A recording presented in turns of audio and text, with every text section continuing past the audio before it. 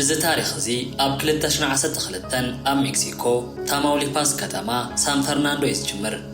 ማርያም ሮድሪጌዝ ተራናይ ንግዲ ሰብ ኮይና ትነብር ዝነበረት ሓንቲ ዶያ ሜክሲኮ ብፍላይ ድማ እቲ ምስ ኣሜሪካ ዘዳው ከባቢ ብናይ ጸፋርስ ጉጅለታት ተሓመሰሉ እዋን ነይሩ። እዞም ጉጅለታት ሰባት ብምጭዋይ ብምቕታልን ገንዘብ ብምውሳድን ዝፍለጡ ጨካናት ሰባት እዮም። ሓደ መዓልቲ ካረን እትበሃል ጓል ማርያም ብዘይ ዝኾነ ገበን ብኣባላት እዚ ጉጅለ ተጨውያ ተወሲዳያ። ማርያም ነታ ጓላ ንምምላስ ዘድሊ ገንዘብ ንምኽፋል ባንክ ተለቂሓን ንብረታ ሸይጣን ነቶም ጨወይቲ ኸፊላቶም እያ። ይኹን እምበር ቶም ጨወይቲ ነቲ ገንዘብ ወሲዶም ንጓላ ግና ኣይመለሱላን እዮም።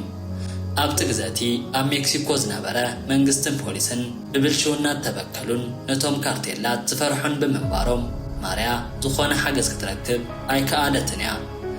ኣብዚ እምበኣር እቲ ናይ ተስፋ ምቑራፅ ግዘ ናብ ናይ ቃልሲ መንፈስ ቀይራቶያ። ማርያም ጓለይ እንተዘይተመሊሳ እቶም እዚ ዝገበሩ ሰባት ግና ብሰላማይ ክነብሩን እዮም ዝብል ጽኑዕ ውሳነ ወሲናያ። ካብቲ ግዜ ተጀሚራ ማርያም መንነታ ብምቕያር ከም ሓንቲ ሰላይት ትሰርሕ ትጅምር እሞ ፀጉሪ ርእሳ ብምቕላም ስማ ብምቕያር ከምኡውን ተፈላለዩ ናይ ስራሕ ክዳውንቲ ብምልባስ ነቶም ገበነኛታት ክትከታተሎም ትጅምር። ንኣብነት ሓደ ካብቶም ቀንዲ ተጠርጠርቲ ሳማት ተባህለ ሰብኣይ ነይሩ። ማርያም ንዕኡ ንምርካብ ጥራይ ንኣዋርሕ ዝኣክል ኣብ ሓደ ቤት መግቢ ከም ዓሚል ኮይና ትከታተሎ ጸኒሓያ። ድሕሪ ብዙሕ ድኻም ሳማ ምስ ሓንቲ ሰበይቲ ኣብ ሓደ ናይ ኣይስክሬም ድኳን ክሰርሕ ከም ዝኾኑ ፈሊጣያ። ንሳ ግና ቀልጢፋ ንፖሊስ ኣይሓበረትን።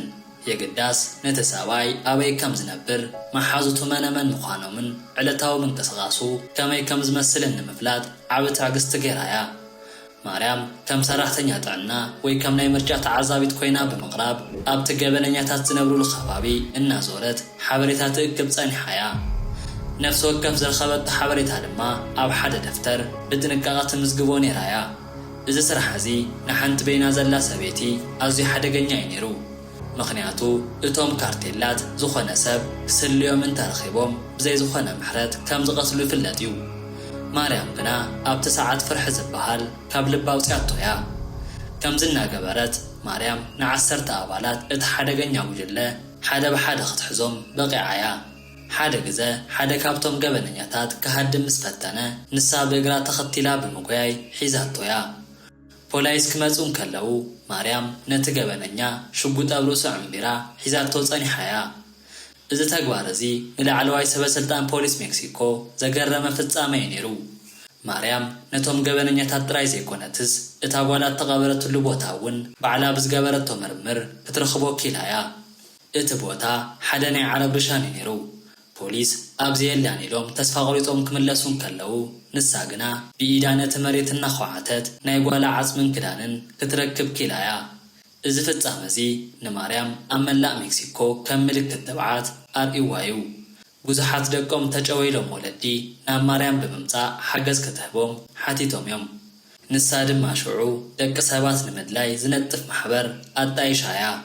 እዚ ማሕበር እዚ ብኣማይት ዝቑፀሩ ሰባት ዝሓዘ ኮይኑ መንግስቲ ዕሽሽ ዝበሎም ጉዳያት ክከታተል ጀሚሩ እዩ። ይኹን እምበር እዚ ንጥፈታት እዚ ነቶም ካርቴላት ኣዝዩ ቆጢዕዎም እዩ። ማርያም ብተደጋጋሚ ናይ ሞት መጠንቀቕታ ይበፅሓ ስለ ዝነበረ መንግስቲ ሓለዋ ክገብረላ ተሓትት ነይራያ። ኮይኑ ግና እቲ ዝገብረላ ሓለዋ ኣዝዩ ድኹም እዩ ነይሩ። ኣብ መወዳእታ ኣብ ግንቦት 2017 ኣብታ መዓልቲ ኣዴታት ማዘርስ ደይ ዝበዓለላ ዕለት ማርያም ናብ ቤታ ክትኣቱን ኮላ ብጨካናት ዕሶባት ክትቅተል ኪላያ። እቶም ቀተልቲ ካብቲ ንሳ ዘእተወቶም ቤት ማእሰርቲ ዝሃደሙ ገበነኛታት እዮም ነይሮም። ማርያም ክሳብታ ናይ መወዳእታ ትንፋሳ ንፍትሒ ክትቃለስ ድሕሪ ምጽንሓ ብ13 ጥይት ተወቂዓ ዓሪፋያ። ሞት ማርያም ኣብ መላእ ዓለም ዓብ ቁጣዕ ፈጢሩ ነይሩ እዩ። ታሪኽ ማርያም ሮድሪጌዝ ፍቕሪ ኣደ ክሳብ ክንዲ ሓያል ምዃኑን ሓንቲ በይና ዘላ ሰበይቲ ንሓደ ዓብ ናይ ገበን ጉጅለ ክትብድሆ ከም እትኽእልን ዘርአየ እዩ። ሎሚ ኣብ ሜክሲኮ ማርያም ከም ሓንቲ ቅጃ ክትጥቀስ ተገይራያ። እቲ ዝጀመረቶ ማሕበር ድማ ብወዳ ሉዊስ ኣቢሉ ስርሑ እናቐጸለ እዩ። እዚ ታሪኽ እዚ ብሰፊሑ ክረአ እንከሎ ኣብ ዓለም ፍትሒ ምስ ዝጠፍእ ሰባት ባዕሎም ክቃለሱ ከም ዝግደዱ ዘርአየ እዩ። ማርያም ንጓላ ጥራይ ዘይኮነትስ ነቲ ሰይጣናዊ ተግባር እቶም ካርቴላት ኣብ ቅድመ ዓለም ብምቅላዕ ንብዙሓት ካልኦት ስድራ ቤታት ተስፋ ሂባ ሓሊፋያ ንሳ ነፍሲ ወከፍ መዓልቲ ንሞትና ተሳፈጠት ትሰርሕ ጸኒሓያ ንኣብነት ምስቶም ገበነኛታት ክትራኸብ እንኮላ ብጣዕሚ በላሕያ ነይራ ሓደ ግዜ ምስ ሓደ ካብቶም ጨወይቲ ኣብ ቤት ምግቢ ክትራኸብ እንከላ እቲ ሰብኣይ ሳማ ምዃኑ ንምርግጋጽ ኣብቲ ከባቢ ዝነብሩ ሰባት ክትሓትት ትጅምር እሞ እቲ ሰብኣይ ናይ ሬድዮ ርክብ ይጥቀም ስለ ዝነበረ ካብቲ ጉጅለ ሓደ ምዃኑ ብውቢላ ኣረጋጊጻያ ድሕሪ ሞት ማርያም መንግስቲ ሜክሲኮ ገለ ስጉምትታት ክወስድ ተገዲዱ እዩ ብዙሓት ካብቶም ንሳ ክትሕዞም ዝደለየት ሰባት ድማ ተታሒዞም እዮም ታሪክ እዛደ ንኹሉ ሰብ ዘምሃሮ ነገር እንተሃለወ ዓመፅን ግፍዕን ንግዚኡ ሓያል ይመስል ይኸውን እምበሪ ብሓቂ ዝቆረፀ ሰብ ግና ክስዕሮ ከም ዝኽእል እዩ ማርያም ሮድሪጌዝ ሎሚ ስጋ ኣየለን እምበሪ ስማን ታሪኻን ግና ኣብ ልቢ ነፍሲ ወከፍ ፍትሒ ዝደሊ ሰብ ተቐሪፁ ዝነብር እዩ እዚ ታሪክ እዚ ብሰፊሑ ክትፀሓፍ እንከሎ ኣዝዩ ብዙሕ ገጻት ክሽፍን ይኽእል እዩ ምክንያቱ ነፍሲ ወከፍ እቲ ንሳ ዝገበረቶ ስለያዊ ስራሕቲ ባዕሉ ሓደ ዓቢ መፅሓፍ ክኸውን ስለ ዝኽእል እዩ ማርያም ሂወታት ሰዋእትሉ ዕላማ ድማ ካልኦት ኣዴታት ከምኣ ንኸይሓዝናን ገበነኛታት ድማ ከም ድላዮም ንኸይዕንድሩን መለበሚ ንምሃብ እዩ ነይሩ እዚ ንኣስታት 4 ገጻት ዝኸውን ትረኻ ንትብዓት ማርያም ሮድሪጌዝ ዘንጸባርቕ ኮይኑ ንዝርዝር ምንቅስቓሳን ንዝገበረቶ መስዋዕትን ከምኡውን ንዝሓደገቶ ዓበ ዝኽሪ ብዝርዝር ዘብርህ እዩ ታሪክ ማርያም ሮድሪጌዝ ካብቲ ተራ ታሪክ ሕነ ምፍዳይ ወፃእ ብጣዕሚ እተሓላለኸን ስነ ልቦናዊ ብልሓት ተሓወሶን ዓብ ናይ ተፀዋርነት ስራሕቲ ዝሓዘ እዩ ማርያም ነቲ ስራሕቲ ክትጅምሮ እንኮላ መጀመርታ ዘጋጠማ ዓብ በድሆ እቲ መንጎ ሰበስልጣን ፖሊስን ኣባላት እቲ ካርቴላን ዝነበረ ሚስጥራዊ ርክብ ነይሩ ንሳ ሓበሬታ ሒዛ ናብ ፖሊስ ክትከይድ እንኮላ እቲ ዝሃበቶ ሓበሬታ ቀልጢፉ ናብቶም ገበነኛታት ከይበፅሕ ትጥንቀቕ ነይራያ ስለዚ ድማ መንነታ ንምግዳብን ንምምሳልን ዝለዓለ ጥንቃቐ ክትገብር መሪፃያ ሓደ ካብቲ ክሳብ ሕጂ ዘገርም ስራሕታ ነቲ ኤንሪዮ ኪውኤል ሩቢዮ ፍሎሬስ ዝተባህለ ገበነኛ ንምሓዝ ተጠቀመትሉ ብልሓት ነይሩ እዚ ሰብኣይ እዚ ድሕሪ ትቕትለት ናብ ሃይማኖተኛ ተቐይሩ እዩ ኣብ ሓደ ንእሽቶ ዓዲ ኣብ ውሽጢ ቤተ ክርስቲያን ተሓቢኡ ይነብር ከም ዝነበረ ፈሊጣቶያ ማርያም ንዕኡ ንምርካብ ነዊሕ ቅነታት ከም ሓንቲ ብፅንዓትን እትፅሊ ኣማኒት ኮይና ናብቲ ቤተ ክርስቲያን ትመላለስ ጸኒሓያ ኣብቲ ቅዱስ ቦታ ኮይና ምስኡ ትሳለምን ትዛረብን እንኳን ተነበረት ኣብ ውሽጣ ግና እታ ጓላ ክትመውት እንከላ ዝነበረ ቃንዛና ተሰምዓ ንሕጊ ረኪባ ፍትሒ ክሳብ እተረጋግጽ ስምዒታ ዓቢጣ ተጸቢያቶያ እዚ ንሓንተደ ክሳብ ክንደይ ከቢድ ምዃኑ መወዳእታ የብሉን እዩ ካልእ ምስ ተኣሳሲሩ ክለዓል ዘለዎ ነጥቢ ማርያም ነቲ ስራሕታ ክትሰርሖ እንኮላ ዝነበራ ፋይናንሳዊ ፀገም እዩ ንሳ ደቃ ንምድላይ ዘድሊ ወፃኢታት ንምሽፋን ነቲ ዝነበራ ናይ ንግዲ ትካል ዓፅያ ንብረታ እናሸጠት ነቲ ናይ ስለያ ስራሕ ቀፂላቶያ እዚ ማለት ንሳ ሂወታን ንብረታን ጥራይ ዘይኮነ መጻኢ ዕድላ እውን ንፍትሒ ክትብል ሰዊኣቶያ ኣብቲ ትገብሮ ዝነበረት ናይ መሬት ኩዕታን ደለባን ድማ ብዘይ ዝኾነ ናይ ላቦራቶሪ መሳርሒ ብናይ ኣዶነት ስምዒት ጥራይ ነቲ ናይ ጓል ዓፅሚ ካብ ካልእ ናይ እንስሳትን ሰባትን ዓፅሚ ፈልያ ክትፈልጦ ምኽኣላ ንናይ ሳይንሳውን ሰብ ሞያ እውን ዘገረመ ፍጻመ እዩ ነይሩ እታ ጓላ ክትመውት እንኮላ ተረፈ ክዳን ከይተረፈ ኣብ እምሮኣ ተቐሪፁ ይነብር ስለ ዝነበረ ነቲ መሬት እናኳዓተት ክትረኽቦ እንኮላ እዚ ናይ ጓል እዩ ኢላ ክትጭድር እንኮላ እቲ ከባቢኣ ዝነበረ ተስፋ ዝቆረፀ ህዝቢ ሜክሲኮ ሓድሽ ናይ ቃልሲ መንፈስ ከም ዝሓደረሉ ይዝረበሉ እዩ ሞት ማርያም ንመንግስቲ ሜክሲኮ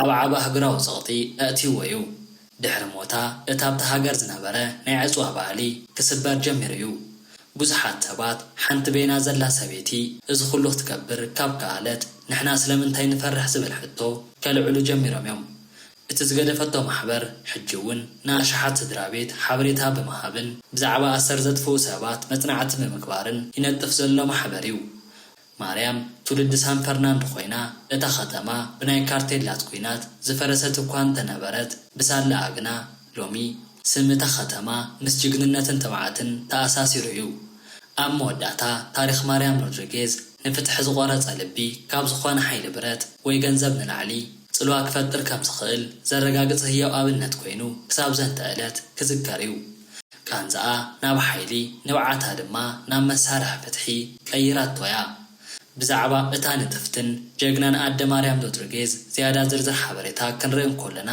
ኣብቲ ግዘት ዝነበረ ማሕበራዊ ኩነታት ሜክሲኮን እቲ ንሳ ዝተጋጠመቶ ብድሆታትን ብዝያዳ ዘገርም እዩ። ማርያም ነቲ ናይ ስልያ ስራሕታ ክተሳልጥ እንኮላ ንጥዕናን ድቃሳን መስዋዕቲ ብምግባር ንመዓልትታት ዝኣክል ኣብ ውሽጢ ማኪና ተሓቢኣ ተሓድር ነይራ እያ።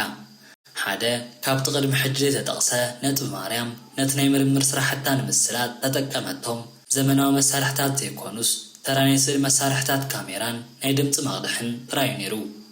ነፍሲ ወከፍ ካብቶም ገበነኛታት ዝዛረብዎ ቃላት ብምስጢር ትቐድሖ ጸኒሓ እያ። እዚ ዝገበረትሉ ምክንያት ድማ ፖሊስ እኹል መርትዖ ይብልናን ኢሎም ንኸይሰድዋ እዩ ነይሩ። ማርያም ኣብቲ ከባቢ ምስ ዝነብሩ ናይ ትራፊክ ፖሊስን ተራዓየይትን እውን ምስጢራዊ ርክብ መስሪታ ነይራ እያ። ንሳ እቲ ሓበሬታ ካበይ ከም ዝመፀይ ትዛረቡ ብምባል ንብዙሓት ኣብ ውሽጢ እቲ ስርዓት ዝነበሩ ሰባት ሓበሬታ ንኽህብዋ ትደፋፍኦም ጸኒሓ እያ። እዚ ማለት ማርያም ቤና እኳ እንተነበረት ብጥበብ ግና ሰፊሕ ናይ ሰባት መርበብ ፈጢራ እያ።